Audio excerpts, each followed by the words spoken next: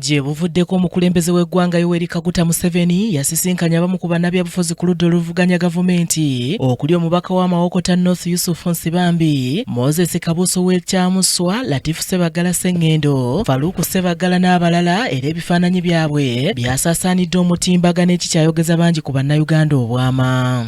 Tutwala nti gwali mukisa mulungi kugamba nti omukulembeze w'eggwanga atuwadde akadde n'atuwuliriza naffe tukukakasa tujja genda maaso tugezaako okwogerako ne bannaffe ab'enjawulo. Kati olwaliro minisita wa tekinologiya n'okulungamya eggwanga Chris Baryomunsi ayambalidde ab'oludda oluvuganya baalumiriza okwogera ebikikinike ku bannabyabufuzi bano ng'agamba kikolwa kya kuzimba byabufuzi bisiga bukyayi. Bali mu gavumenti bw'oli mu opposition naye musobola kutuula ne muteesagana ku nsonga ezikwata eggwanga lyammwe nga parliament abamu tuli mu ludda ogwa gavumenti walimu aba opposition naye kusinkana ne tuleeta ebirowoozo ebyokuzimba eggwanga.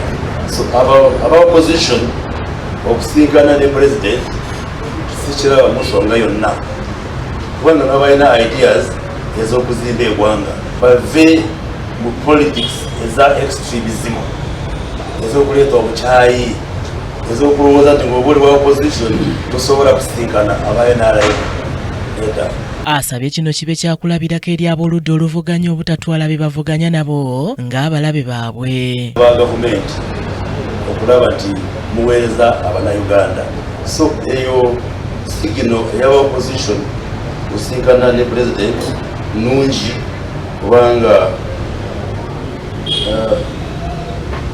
kyekyo kigenda kutusoboza okuzimba eggwanga lyaffe ate tekitegeeza nti kubeera mu political parties enjawulo, kitegeeza okulwanangana essaawa yonna. Mu ngeri y'emu Baryomunsi agugumbudde bannayuganda abaagufuula omugano okusanyukanga buli lwe wabaawo abakungu ba gavumenti abava mu bulamu bw'ensi eno, kyagambye nti si kikolwa kya Bwakatonda. Naye waliwo abannayuganda abasanyuse nti abaserikale bafudde. Ezo si mpisa z'abannayuganda, si mpisa nungi okusanyuka nti omuntu afudde kubanga ffenna tujja kufa. Esiima nti omuserikale afudde abo just overstand anga si mpisa z'abannayuganda nti omuntu bw'aba afudde nti osanyuka, ekyo tukivumirira. Baryomunsi era asinzidde mu lukuŋŋaana lwa bannamawulire lwe lumu luno olutuuziddwa ku Media Center mu Kampala n'ayanjula enteekateeka z'okulonda bassentebe b'ebyalo okuzzenga kwongezebwayo gavumenti nti olw'ebbula ly'ensimbi.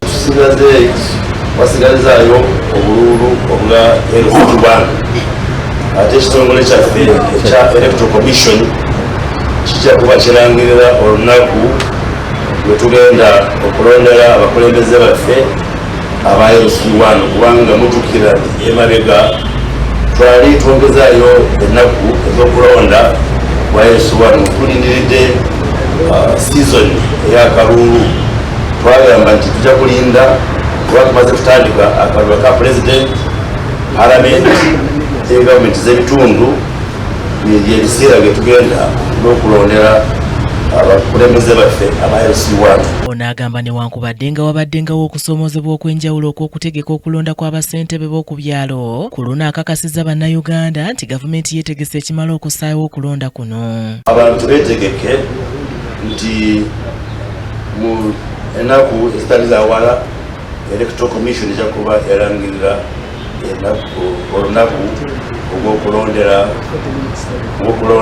abakulembeze baffe aba LC1. Akakiiko k'ebyokulonda kalina enteekateeka ze kamaliriza awamu ne gavumenti okulaba nga tufuna enteekateeka ennungi ne tusobozesa okutegeka akalulu ak'abakulembeze aba administrative units oba LC1 ne LC2, obukiiko obw'oku kyalo ne ku muluka awamu n'obukiiko obw'abakyala women councils and committees, era ng'okulonda kuno twakutegeka kubeere nga kubeerawo mu mwaka guno. Mwesigwa Simon yakusakidde eggulire lino ku Racket TV amalindirire.